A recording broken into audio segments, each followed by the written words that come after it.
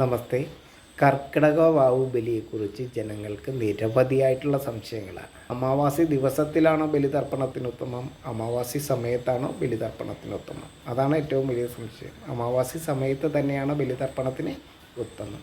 ആർക്ക് വേണ്ടിയിട്ടാണ് ഈ പഞ്ചമഹായോഗങ്ങളിൽ പെടുന്ന ബലിതർപ്പണം ചെയ്യേണ്ടത്? നമ്മളുടെ പിതൃസ്ഥാനത്താരാണ്? നമുക്ക് ഭക്ഷണവും വായുവും വെള്ളവും ഔഷധവും എല്ലാം ഏകുന്ന നമ്മുടെ പിതൃസ്ഥാനം അലങ്കരിക്കുന്ന ഈ സസ്യപ്രകൃതിയെ തന്നെയാണ് നമ്മൾ നമസ്കരിക്കുന്നത്. സസ്യലോകം ധന്വന്തിരി ഭാവവും കൊണ്ട് ഔഷധിയായിട്ട് മാറുന്ന സസ്യോത്സവ ദിവസത്തിൽ നടത്തുന്ന ബലിതർപ്പണമാണ് ശരിക്കും കർക്കിടക വാവു ബലി. എല്ലാവർക്കും പിതൃ നമസ്കാരം ചെയ്യാവുന്നതാണ്. എല്ലാവരുടെയും പിതൃസ്ഥാനത്ത് ആര് തന്നെയാണ്? നമ്മളുടെ 7 തലമുറയിൽപ്പെട്ട പൂർവികരുടെ ശരീരാംശത്തെ പേറി നിൽക്കുന്ന മൂലപിതൃ എന്ന് പറഞ്ഞാൽ ആരാണ്? ഈ സസ്യപ്രകൃതി തന്നെയാണ്. ആ സസ്യപ്രകൃതിയെ ജ്ഞാനത്താൽ ഭക്തിയ ആദരിക്കുന്ന ചടങ്ങാണ് കർക്കിടക വാവു ബലി.